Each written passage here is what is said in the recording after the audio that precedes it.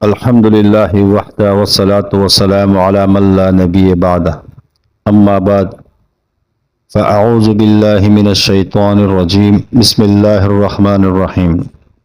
میرے محترم ساتھیوں، اللہ جل شانہ کا مجھ پر اور آپ پر خصوصی فضل ہے کہ اللہ جل شانہ نے مجھے اور آپ کو سلسلے نقش بندیہ، شاذلیہ، چشتیہ، قادریہ، سہروردیہ، شتاریہ کی نسبت عطا فرمائی۔ ہمیں اللہ نے اپنے پیر و مرشد کی صورت میں ایک نعمت عطا فرمائی۔ میں اور آپ اس نعمت کا شکر ادا کریں، جتنا ہم اللہ کا شکر ادا کریں کم ہے۔ میرے محترم ساتھیوں، ہمارے پیر و مرشد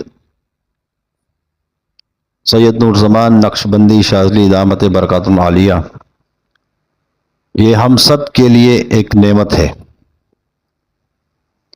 دنیا مانے یا نہ مانے، ہمیں اس سے کوئی سروکار نہیں، لیکن ہمارے تو شیخ ہیں، ہمارے رہبر ہیں۔ اللہ نے مجھے جو یہاں بٹھایا ہے، آپ کو یہاں بٹھایا ہے، یہ شیخ کی برکت سے، سلسلے کی برکت سے۔ ہم اپنی ذات میں کچھ بھی نہیں ہے، جو ہے اپنی شیخ کی برکت سے اور شیخ کی وجہ سے۔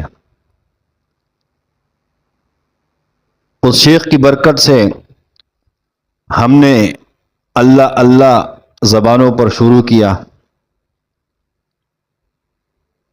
بتاؤ، جس کی برکت سے انسان ذکر پہ لگتا ہے، ایک بندے کا تعلق اپنے رب کے ساتھ بنتا ہے، ایسے بندے کی جوتے اٹھا کر اس کو چومنے کے قابل ہے وہ شخص، کہ اس کے جوتے کو اٹھا کر ہم چومیں۔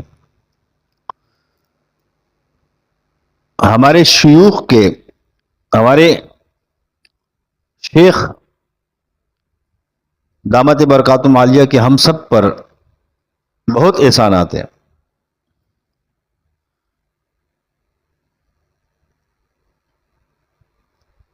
غالباً مکی الدین رحمۃ اللہ علیہ کا قول ہے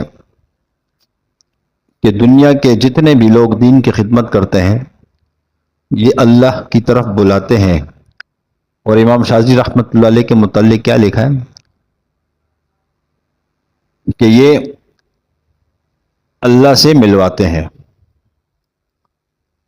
یہ سلسلہ شاذلیہ کی ایک تاثیر ہے، ایک نسبت ہے کہ یہاں بندہ اللہ سے مل جاتا ہے۔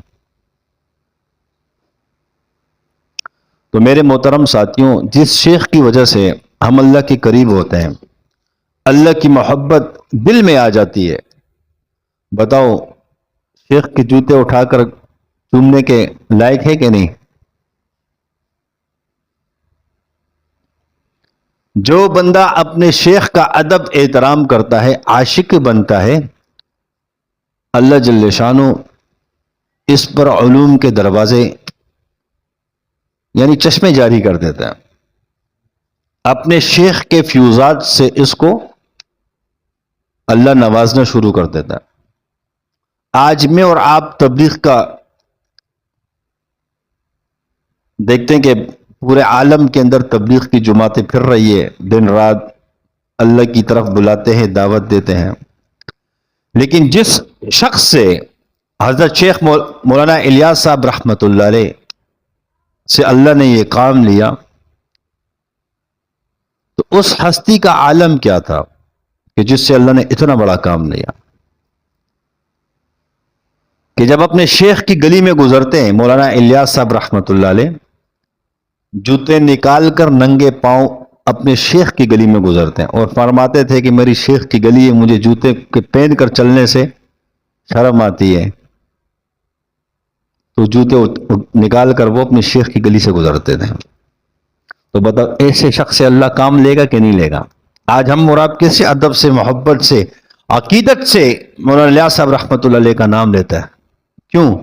سنگ لگے ہوئے تھے، مال میں زیادہ تھے، حسن جمال میں زیادہ تھے، دنیا کے خزانے ہاتھ میں تھے، لیکن اپنے مشائخ کی عزت، قدر و منزلت، عشق اور محبت کا غلبہ اتنا تھا کہ اللہ نے اتنا بڑا کام لیا کہ پورے عالم کے اندر اس کی جماعت کام کر رہی ہے۔ جب تبلیغ کا کام شروع ہوا، مولانا الیاس صاحب رحمۃ اللہ علیہ جگہ جگہ بیانات فرماتے تھے، لوگوں کو جوڑتے تھے تاکہ یہ کام شروع ہو جائے، اللہ کے راستے میں تشکیلیں شروع ہو جائیں۔ تو حضرت کے جو شیخ تھے، ان کی گھر کی مستورات نے، آج کہتے نا کہ یہ کہاں سے آ گیا کہاں سے آ گیا، اپنے اکابرین کو چھوڑ دیا ہم نے۔ مستورات نے کیا سوچا کہ آج کل ہندوستان میں مولانا الیاس صاحب رحمۃ اللہ علیہ کی دعوت کے ڈنکے بج رہے ہیں، ہم مستورات گھر میں جمع ہوتی ہیں با پردہ نظام میں، حضرت کو بلاتے ہیں، دعوت دیتے ہیں، حضرت بیان فرمائیں گے، حضرت کے بیان سے تمام عورتیں مستفیض ہو جائیں گی۔ یہ ایک پروگرام بنایا گیا، حضرت کو دعوت دی گئی۔ حضرت جیسے اپنے شیخ کے گھر میں پہنچے، گھر کے پاس دروازے میں بیٹھ کر وہاں سے بیان شروع کر دیا۔ تو حضرت کے شیخ کی جو گھر کی مستورات تھی، انہوں نے کہا حضرت نہیں پہنچے ابھی تک، کہا وہ تو حضرت تو چوکٹ پہ بیٹھ گئے، دروازے پہ بیٹھ گئے۔ کہا حضرت کو بلاؤ اندر، حضرت کے لیے جگہ بنائیے، صوفہ لگا ہوا ہے، کرسی لگی ہوئی ہے، انتظام کیا گیا ہے کہ حضرت یہاں بیٹھ کر بیان فرمائیں گے۔ تو حضرت کے پاس پیغام پہنچایا گیا تو حضرت کی آنکھوں میں آنسو جاری ہو گئے۔ فرمایا میں اس گھر کا غلام ہوں، اور غلام کی اتنی اوقات نہیں، غلام کا کام ہے کہ دروازے پہ بیٹھا رہے۔ جو شخص یہ سمجھتا ہے کہ میں اپنے شیخ کا غلام ہوں، اللہ ایسے ہی لوگوں کو نوازتا ہے۔ تصوف عشق کا راستہ ہے، کس کا؟ یہاں عقل نہیں چلتی، یہاں چالاکی نہیں چلتی، یہاں قوم پرستی نہیں چلتی، یہاں عشق چلتا ہے۔ کیا چلتا ہے؟ میرے محترم ساتھیوں، میرے اور آپ کے دل کے اندر اپنے شیخ کے لیے ایسی محبت بھری ہو کہ جہاں ہمارے شیخ کے خلاف کوئی بات ہو رہی ہے، اول تو یہ کہ ہم اپنی شیخ کا دفاع کریں، فوراً دفاع کر سکیں۔ اگر دفاع ہم نہ کر سکیں تو اس مجلس کو چھوڑ کے اٹھ جانا چاہیے کہ میں اس مجلس میں شریک نہیں ہوتا جس میں میرے شیخ کے خلاف ایک بات سننے کو ملتی۔ یہ عشق کی تاثیر ہے، اور یہ تصوف کا بھی اصول ہے کہ آپ کے شیخ کے خلاف کوئی بکواس کرے اور آپ برداشت کرو تو آپ مرید نہیں ہو۔ میرے محترم ساتھیوں، عشق کیا ہے؟ عاشق کو اللہ وہ نوازتا ہے نا، وہ جو بندہ سوچ نہیں سکتا۔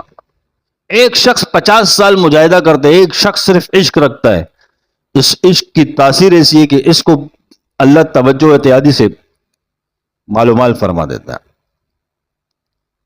جو شیخ کا عاشق ہوگا، جو شیخ کے اعمال ہوتے ہیں نا، اللہ اس پہ وہ چیزیں کھولنا شروع کر دیتا ہے۔ جو شیخ کا عاشق ہوگا، شیطان کیا ابلیس آ جائے نا، وہ بھی اس کو کچھ نہیں کر سکتا، یاد رکھو۔ اور عشق کے اندر یہ طاقت ہے۔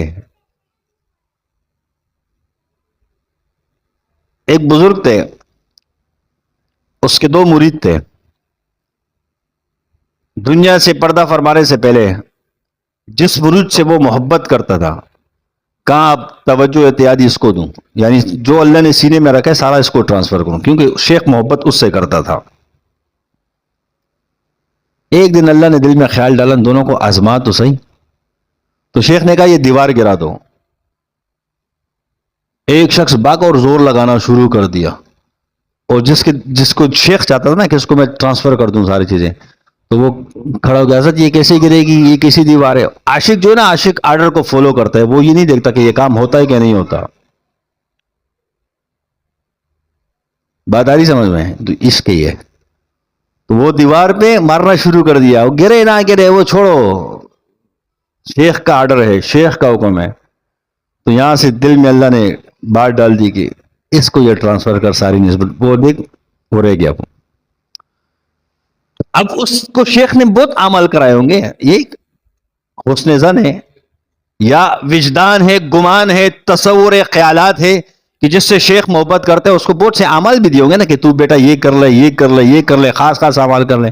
اب اس سے شیخ کی محبت اتنی نہیں ہے, لیکن وہ شیخ کا عاشق ہے. اس کو شیخ نے کچھ نہیں بتایا ہوگا. یہ ایک محبت کا تقاضا ہے نا. جب آپ کسی ایک بچے سے محبت کرتے ہو, اس کو پیسے زیادہ دیتے ہو نا, دیتے ہو کہ نہیں؟ راستے میں چلتے ہوئے چیز پسند آ گئی, یار یہ اپنے بچے کے لیے لے جاؤں, جس سے آپ کو محبت زیادہ ہوگی, ہے کہ نہیں ہے؟ یہ محبت کی وجہ سے. تو شیخ کے دل میں جب ایک کے لیے محبت تھی تو اس کو دیا ہوگا نا کہ تو یہ خاص کر لے, یہ کر لے, وہ کر لے. اب اس کے دل میں شیخ کی اتنی محبت نہیں تھی جتنی اس کی تھی, لیکن اس مرید کے دل میں شیخ کے لیے عشق تھا. تو جب اللہ کاٹ رہا ہے کہ اس کو ٹرانسفر کرو, یہ اس کا آگے بتاؤ. یہی فرق ہے کہ جو عاشق ہوتا ہے اس کو اللہ ٹرانسفر کرتا ہے. تو محترم ساتھیوں, عرض کرنے کا مقصد یہ تھا کہ مجھے اور آپ کو چاہیے ہم عاشق بنیں. یہاں عقل فیل ہو گئی, عقل والا نہیں چل سکتا, کیونکہ جو عقل والا ہوگا نا وہ اپنے عقل کو دیکھے گا کہ یہ بات کیسی ہے, اور جو عاشق ہوگا نا وہ اطاعت کرے گا. محبت کا قانون یہ ہے, عشق کا قانون یہ ہے کہ یہ اطاعت کرتا ہے. کیا کرتا ہے؟ اور جو عقل والا ہوتا ہے نا, یہ عقل دوڑاتا ہے کہ مجھے یہ کام کیوں بولا گیا, اور بھی تو لوگ تھے. مجھ سے یہ کام کیوں کہا جا رہا ہے, اور بھی تو بہت سے لوگ ہیں. جو عاشق ہوتا ہے نا وہ عقل کو نہیں, وہ تابعداری کرتا ہے. وہ مجنو کو لیلا سے محبت تھی, اس کے در و دیوار کو وہ چومتا تھا. اس کی گلی سے کتا گزرے اس کو چومے, اس کی گلی سے گدھا گزرے اس کو چومے, ہے کہ نہیں؟ تو اس طریقے سے عاشق بنے عاشق کہ نہیں؟ جسے صحابہ عاشق تھے آپ علیہ الصلوۃ والسلام کے. آپ علیہ الصلوۃ والسلام تھوک مبارک پھینکے, صحابہ آگے ہاتھ کر دے, فوراً چاٹنا شروع کر دے.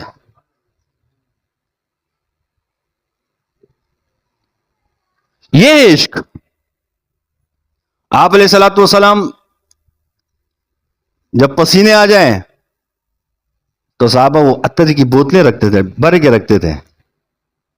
اس عطر کی بوتل خوشبو کے لیے. آپ علیہ الصلوۃ والسلام کا پسینے کی خوشبو کیسی, صلی اللہ علیہ وسلم. تو صحابہ عاشق تھے کہ نہیں؟ آپ علیہ الصلوۃ والسلام کے پسینے کو جمع کرتے تھے. حتیٰ کہ کوئی شخص بیمار ہوتا, آپ علیہ الصلوۃ والسلام کے زلف مبارک, بال مبارک, اس کو پانی میں گھول کے یوں پلاتے تھے, اللہ اس مریض کو صحتیاب فرما دیتے. یہ صحابہ ایسے عاشق تھے کہ اپنے محبوب کے بال کو پانی میں ڈالا, بیمار کو پلایا. آپ علیہ الصلوۃ والسلام نے, آج کے جدید دور میں اس کو حجامہ کہتے ہیں, آپ علیہ الصلوۃ والسلام نے حجامہ کیا. ہمارے تو گندا خون نکلتے نا, جراثیم والا, بیماری والا, وہ تو نبی ہے. آپ علیہ الصلوۃ والسلام کا جب خون نکلا, آپ علیہ السلام نے ایک صحابی کو دی کہ جاؤ اس کو دفنا دینا.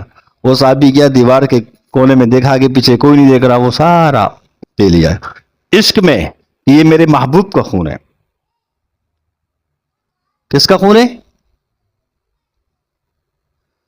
تو آپ علیہ الصلوۃ والسلام کو تو اللہ نے بتا دیا, فرمایا جس کے پیٹ میں میرا خون چلا جائے یہ ہو نہیں سکتا کہ اس کو جہنم کی آگ جلا دیں. اسی بات سے ایک بات جوڑتا ہوں, لیکن یہ میرے خیالات ہیں, یہ کوئی حدیث اور اس کی بات نہیں ہو رہی, میں اپنے خیالات کا اظہار کر رہا ہوں. آپ علیہ الصلوۃ والسلام پانی پی رہے ہیں, صحابہ ہر کوئی آئے, شیخ کا جھوٹا پیتے کہ نہیں پیتے ہیں, یہ عشق ہوتا ہے نا. تو صحابہ ہے, ابو بکر صدیق رضی اللہ تعالیٰ, دوسرا صحابی ہے, تیسرا صحابی ہے, اہل بیت ہے, سارے جھوٹا جھوٹا پانی پینے کے. ایک دن آپ علیہ الصلوۃ والسلام نے کیا سوچا کہ میری امت محروم ہو جائے گی, میرا جھوٹا ان کو بھی ملنا چاہیے. آپ علیہ الصلوۃ والسلام نے صحابی کو نہیں دیا بچا ہوا پانی, آب زمزم میں ڈال دیا کہ قیامت تک آنے والا میرا امت اس سے پیتا رہے. تو یہ اب یہاں اس بات میں اپنے کبھی کبھی تنہائی میں سوچتا ہوں کہ جب ہم آب زمزم پیے تو جب اس میں یہ گمان کرے کہ یہ میرے نبی کا جھوٹا ہے اور پیٹ میں جائے گا پھر کیا ہوگا؟ بیماری کی نیت کریں. حدیث میں آتا ہے نا مفہوم کے آب زمزم میں شفا اللہ نے رکھی ہے، ہر مرض کی شفا ہے. میرے محترم ساتھیوں، وہ عاشق لوگ تھے جتنے بھی اللہ والے آپ کو ملیں گے پوری دنیا میں، یہ پورے شجرے لگے ہوئے ہیں جن جن کے نام آج ہم ادب سے لیتے ہیں، جن جن کے مزاروں پہ میلے چلتے، کیا انہوں نے کیا کیا ہے؟ یہ عشق کے راستے پر تھے، عاشق تھے، اپنے بڑوں کے عاشق تھے، اللہ کے عاشق تھے. تو جب ہم اپنے بڑوں کے عاشق بنیں گے، اپنے شیخ کے عاشق بنیں گے، تو اللہ ہمیں محروم نہیں کرے گا. دیکھو تصوف کے اندر ایک چیز ہے، یہ 3 مراحل ہوتے ہیں جس سے گزرنا پڑتا ہے. سب سے پہلے مرحلہ کیا ہے؟ فنا فی الشیخ، پھر فنا فی الرسول، پھر فنا فی اللہ. جب تک اپنی شیخ کے عشق میں بندہ فنا نہیں ہوتا، یہ آگے کیسے بڑھے گا؟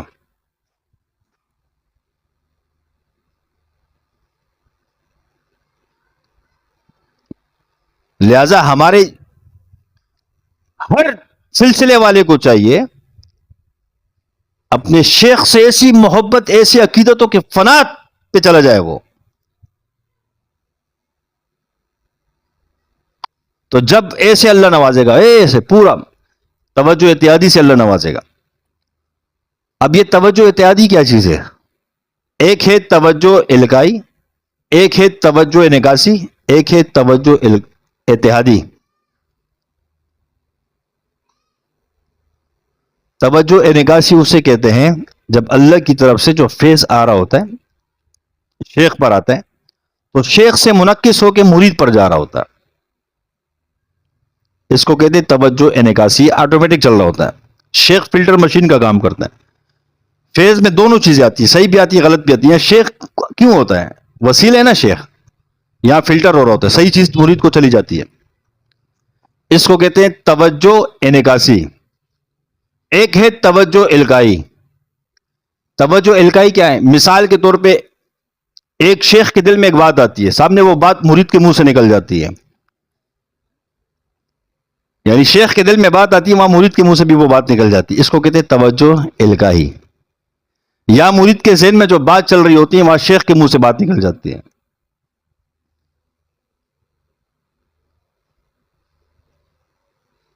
ایک ہے توجہ اتحادی جو ٹرانسفر کی جاتی ہے، یعنی کہ پوری کی پوری نسبت ٹرانسفر ہو جاتی ہے.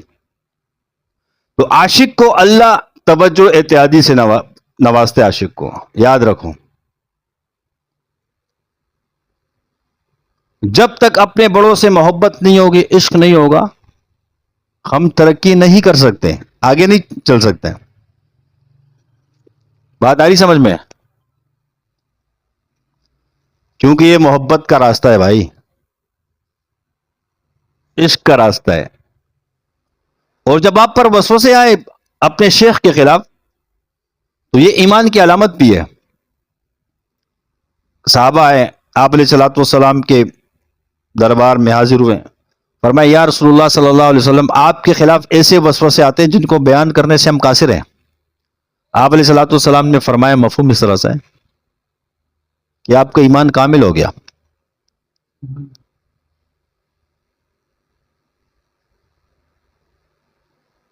دیکھو چور کس گھر سے چوری کرے گا؟ جہاں مال ہوگا نا.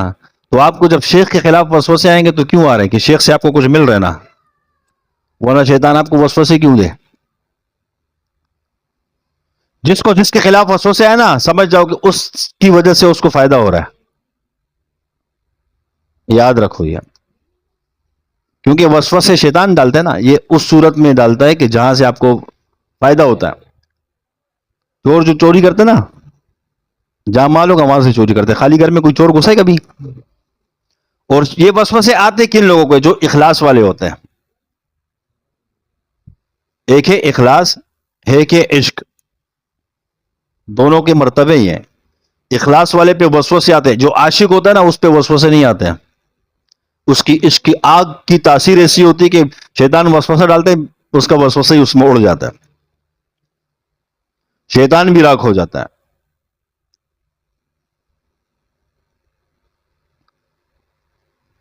میں اور آپ نیت کریں کہ اگر ہم سے کوئی کمی کوتاہی ہوگی تو اس کو درگزر کریں۔ کیا کریں؟ درگزر کا معاملہ کریں۔ میرے محترم ساتھیوں، مولانا روم رحمت اللہ علیہ فرماتے ہیں مفہوم اس طرح سے کہ مرید وہ ہے جس پر شیخ کا رنگ چڑھ جائے، اس کو کہتے ہیں مرید۔ جس پر شیخ کا رنگ چڑھے نا تو یہ بھی محنت کرنی چاہیے اس کو۔ اب رنگ چڑھے گا کس پہ؟ جو عاشق ہوگا۔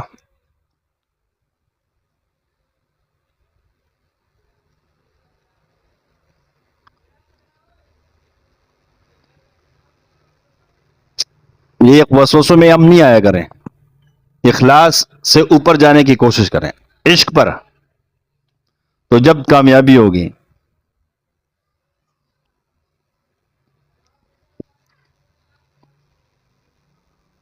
اب یہ نعمتیں کتنی اللہ نے ہمیں دی شیخ کی برکت سے، کتنے سلاسل ہیں، نقشبندیہ، شاذلیہ، چشتیہ، قادریہ، سروردیہ، شتاریہ، کتنے سلسلے کی نسبت ہو گئی، اویسیہ، وہابیہ، اس سلسلے میں اویسی نسبت ہے۔ اگر دیکھا جائے تو حضرت سلسلہ شاذلیہ ہے ہی سارا اویسی طور پر۔ امام شاذلی رحمت اللہ علیہ کیا فرماتے ہیں کہ ہمارے پیر کون ہے؟ ہمارے پیر حضور ہے۔ کون ہے؟ صلی اللہ علیہ وسلم۔ کیونکہ ڈائریکٹ اویسی طور پر آپ علیہ الصلوۃ والسلام سے نسبت نہیں۔ حزب البحر جو پڑھتے ہیں اسی سے سلسلہ شاذلیہ منتقل ہوتا ہے۔ تو یہ امام شاذلی رحمت اللہ علیہ کو سمندر میں ملی تھی، حج کرنے جا رہے تھے، جب طوفان آیا سمندری، وہ جہاز کا جو چلانے والا ہوتا ہے کیا کہتے ہیں اس کو؟ ملا کہتے ہیں، کیا کہتے ہیں اس کو؟ اس نے جہاز روک دیا تو حضرت کی آنکھ لگی، آپ علیہ الصلوۃ والسلام کی زیارت ہو گئی۔ آپ علیہ الصلوۃ والسلام نے حزب البحر سے کہا یہ پڑھو، یہی سے سلسلہ شاذلیہ شروع ہو گیا۔ جب بھی تو فرماتے ہیں کہ ہمارے پیر حضور ہیں۔ امام شاذلی رحمت اللہ علیہ فرماتے ہیں کہ لوگوں کی آپ علیہ الصلوۃ والسلام کی زیارت نیند میں ہوتی ہے، خواب میں ہوتی ہے، بند آنکھوں سے ہوتی ہے۔ شاذلیوں کی حضور صلی اللہ علیہ وسلم کی زیارت کھلی آنکھوں سے ہوتی ہے۔ یہ سلسلے کی کرامات ہے، یہ سلسلے کی نسبت ایسی ہے۔ امام شاذلی رحمت اللہ علیہ فرماتے ہیں کہ ہمارے سلسلے کے اندر کشف و کرامات ایسی ہے جیسے بچوں کے ہاتھ میں ٹرافیاں ہوتی ہے۔ یہ میں نہیں کہہ رہا، امام شاذلی فرما رہے ہیں۔ جو امام سلسلے کا یہ اس کے اقوال ہے۔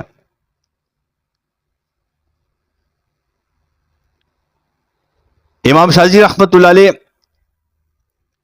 جب شیخ کی تلاش کے لیے نکلے، ایک شیخ کے پاس گئے، انہوں نے کہا آپ کا حصہ میرے پاس نہیں ہے، جاؤ آپ کا حصہ اس کے پاس ہے، پہاڑ پہ بیٹھا ہوگا، موم بتی جل رہی ہوگی، قرآن کی تلاوت وہ بزرگ کر رہا ہوگا، آپ کا حصہ اس کے پاس ہے۔ ہم خوش ہوتے ہیں نا کہ کوئی ہمارا مرید بنے ہیں۔ یہ مرید کوئی خوشی سے نہیں بنتا، جس کا حصہ اللہ نے رکھا ہوگا وہی بنے گا۔ میں چاہوں پوری دنیا میری مرید بن جائے، یہ خیال ہے، صرف خیال ہے، حقیقت نہیں ہے۔ مرید وہ بنے گا جس کا اللہ نے میرے ساتھ حصہ رکھا ہوگا نا۔ جس کا حصہ اللہ نے رکھا نہیں تو کیسے بنے گا؟ اب میرے سوچنے سے چاہنے سے تو نہیں ہوگا۔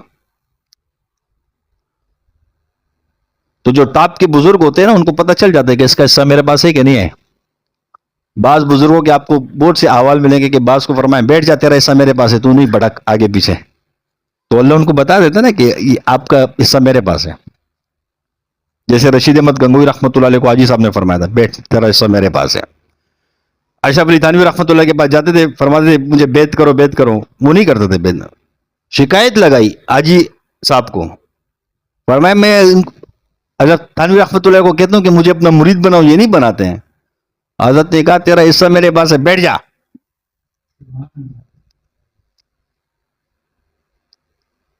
امام شاہ جی رحمت اللہ علیہ جب گئے اس پہاڑی پہ، جیسے بزرگ نے نشانی بتائی، تو وہاں دیکھا ایک پہاڑ کے اندر موم بتی جلی، وہ جیسے بتائی ایسے وہی سین تھا سارا۔ وہاں گئے تو جو حضرت نے جیسے دیکھا، بولا بیٹھ جا، تیرا حصہ ادھر ہے۔ وہ تھے عبدالسلام بن مشیش رحمت اللہ علیہ، سلسلہ قادریہ کے تھے۔ وہاں سے مرید ہوئے، وہاں سے چلتے چلتے ایک دن خیال آیا کہ مجھے اسم اعظم سیکھ لوں۔ امام شاہ جی جیسے نا ہمارے بھی ساتھی نئے نئے ہوتے نا کہ چاہت ہو جاتی دل میں، یہ امام شاہ جی رحمت اللہ علیہ پھر گئے شیخ کے پاس، حضرت مجھے اسم اعظم سکھاؤ۔ تو حضرت کے بیٹے تھے چھوٹے، انہوں نے کہا اے علی تو خود اسم اعظم بن جانا، یعنی خود محنت اتنی کر کے تو خود اسم اعظم بن جائے۔ تو شیخ نے کیا فرمایا، میری طرف سے میرے بیٹے نے جواب دے دیا آپ کو۔ پھر اللہ نے دکھایا کہ امام شاہ جی کو اللہ نے اسم اعظم بنایا۔ بعض بزرگوں کے آپ کو احوال ملیں گے کتابوں میں کہ شیخ عبد القادر جیلانی رحمۃ اللہ علیہ کے وسیلے سے دعا کرو اللہ فوراً قبول کر دیتا ہے، امام شاہ جی رحمۃ اللہ علیہ کے وسیلے سے دعا کرو اللہ قبول کر دیتا ہے۔ بزرگ تھے، بتاؤ انہوں نے کتنی محنت کی ہے، تو میں اور آپ کتنے اللہ کے شکر گزار بندے بنے کہ بھائی اللہ نے ہمیں اس پرفتن دور میں یہ نسبتیں دی، ہم اس کے قابل ہیں، اللہ نے اپنی چاہت سے دی۔ تو بتاؤ اپنے شیخ سے عشق کرنا چاہیے کہ نہیں؟ اس کے جوتے چومنے کے قابل ہے کہ نہیں؟ کہ جس کی برکت سے اللہ نواز رہے، جس کی برکت سے اللہ علوم عطا کر رہے ہیں۔ میرے محترم ساتھیوں، بس عرض کرنے کا اتنا مقصد ہے، بات کو سمیٹتا ہوں کہ میں اور آپ سارے اگر مخلص نہیں ہے، اللہ سے دعا کریں یا اللہ میں تو مفاد والوں مجھے مخلص بنا دے، اور ہم مخلص ہے تو دعا کریں یا اللہ مجھے عاشق بنا دے، اور اگر ہم عاشق ہے تو دعا کریں یا اللہ میرے عشق کو بڑھا دے۔